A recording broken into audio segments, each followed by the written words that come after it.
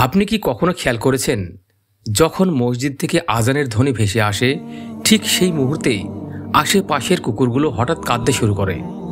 কেউ বলে তারা আল্লাহর নাম শুনে কাঁদে, কেউ বলে তারা অদৃশ্য কিছু দেখতে পায়। কিন্তু আসলে সত্যিটা কি? চলুন জেনে নিই সেই রহস্যময় কাহিনী।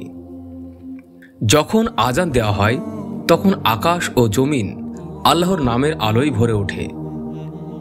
এমন সময় কুকুরদের কান অনেক সূক্ষ্ম, তারা এমন সব শব্দও শুনতে পায় যা মানুষের পক্ষে শোনা সম্ভব না।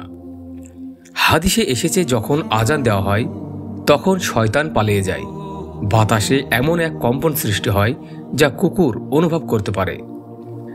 হাদিসে রাসূলুল্লাহ সাল্লাল্লাহু আলাইহি সাল্লাম বলেছেন, যখন তোমরা মোরগের ডাক শুনবে তখন আল্লাহর কাছে কল্যাণ চাও, কারণ সে ফেরেশতাকে দেখেছে। আর যখন গাধার ডাক শুনবে তখন আল্লাহর কাছে আশ্রয় চাও, কারণ সে শয়তানকে দেখেছে। বুখারী ও মুসলিম হাদিস।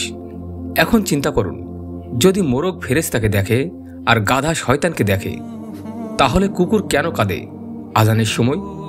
কারণ তারা বুঝতে পারে শয়তানরা পালিয়ে যাচ্ছে।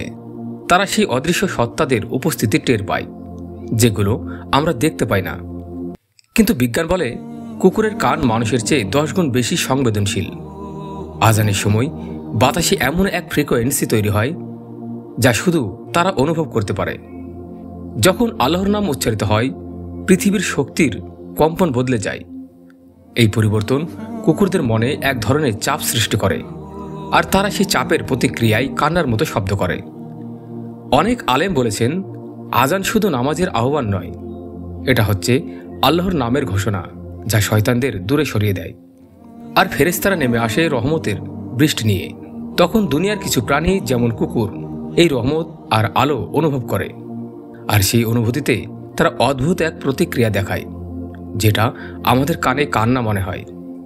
একজন মানুষ বলেছিলেন, আমি গ্রামে ছিলাম, ভোরের আজান হচ্ছিল, হঠাৎ দেখি চারিদিকের কুকুরগুলো একসাথে চিৎকার করছে।